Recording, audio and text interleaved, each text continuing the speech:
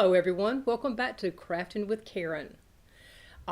Just wanted to give you a quick preview of what we'll be doing in September so you can kind of be aware of what it is. You know, Christmas is coming, yay! One of my favorite times of the year. Lots and lots of crafts out there to do. One of the ones that we're going to be doing is a candy cane wreath. This is made from candy canes that I picked up from Dollar Tree. They don't have the Christmas stuff out yet, so this is one that I had done some time back. But I did want to bring it in to show you what it would look like. I think it comes 10 candy canes to a pack if I'm not mistaken, and you can get them in either the red and white or the green and white, so keep an eye out. They should be putting their Christmas stuff out probably within the next month anyway, so if this is something you're interested in, keep an eye out for it, and we will be doing that in September. The other thing that I'm going to be doing is a cutting board. This is a glass or acrylic cutting board, I guess is what it really is, and I have decoupaged it with a napkin, which is what's going to be interesting today. Is we're going to be doing a candle, and I'm going to be using the very same design that is on this cutting board. This is a napkin as well as a decoupage, and we will talk about that next month, and I'll show you how to do that. Okay, so let's get started. Let me move this out of the way. And today we are going to be taking a candle and a napkin, and we are going to put it on a candle. These are a couple of candles that I have done because I always have to learn how to do them before I can do it. You do need to do it on a pillar candle, and the reason is because this is paper that's on here. Isn't it beautiful? See how pretty it is? And you could do these and then do your little arrangement, different napkins, whatever your design happens to be. Now, I'm going to tell you the reason why they tell you to do the pillar candle is because, like I say, this is paper. So when you burn it, it's going to go down in the middle. And of course, never leave a candle unattended. Ever. You hear me? Ever. Okay. So what we need to make these candles is a little pillar candle. This I actually picked up from Dollar Tree, and it was $1. You can get them unscented or with a different scent, and they have the white, and they also have a vanilla, which is kind of a cream color. But today what we're going to do is use the white candle.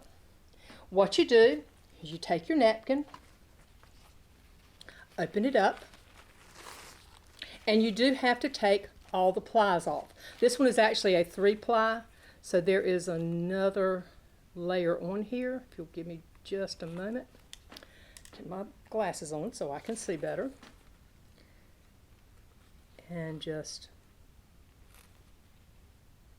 pull it off, maybe, there we go, so that you have just your beautiful front of the napkin. Now, you don't use a whole lot of napkin with this particular candle because it is a smaller one. So you could actually fix it so that you use just part of it, and then you could use the rest of the napkin on something else that you want to decoupage. It just kind of depends. So what you do is you take your candle, parchment paper, a hair dryer, a rubber band, or you could use painter's tape. I will be honest with you, I have used painter's tape or attempted to use painter's tape, and it did not want to seem to stick, so that's the reason why I go with the rubber band. And what you will do is you will place your napkin, and you're going to have to use scissors for this. I did not bring scissors because I have this pre-cut already, but you do scissors and wrap it around. So let me get my little piece out that I have done. Maybe. Open it. But you put it with the color side out. Now I'm going to tell you, I have gotten frustrated a couple times when I have done these because I have done them incorrectly. I have put it to where it is inside, thinking it's got to bleed on, but no, actually you do it so that the color is out. You wrap it around.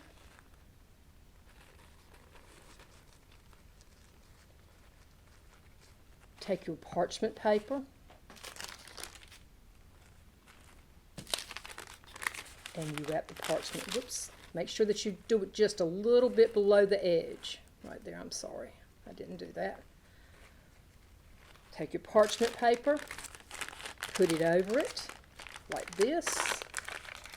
Take your rubber band. I'm getting candle wax everywhere, but that's okay too. And you'll see how it is, okay?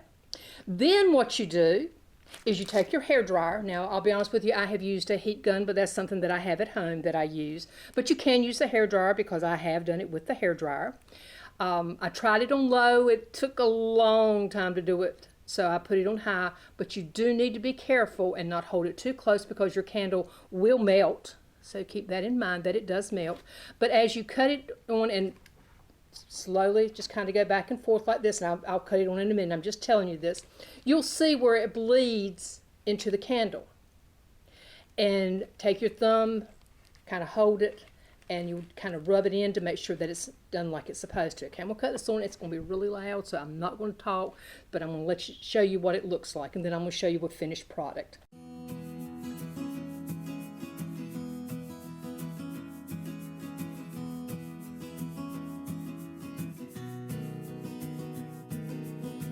Periodically check to see if it's taken in. Sometimes it does, and sometimes it takes it a little while. I've still got to do.